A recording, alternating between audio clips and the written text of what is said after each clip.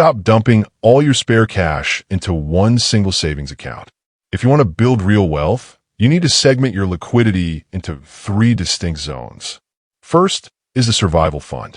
Keep 3 to 6 months of your living expenses in a liquid risk-free account. This isn't for investing or chasing returns. It's your peace of mind, a parachute for when life throws an emergency your way. Second is the opportunity fund. This is your offensive position. Keep these cash reserves strictly for high-conviction investment opportunities. Third is the legacy fund. This is the engine of your future wealth. Deploy your remaining capital into long-term, compounding assets that you do not touch. This can be up to 5 to 10 years of your living expenses. Stop letting your money sit idle. Give every dollar a specific job. Which of these zones are you currently prioritizing? Drop a comment below.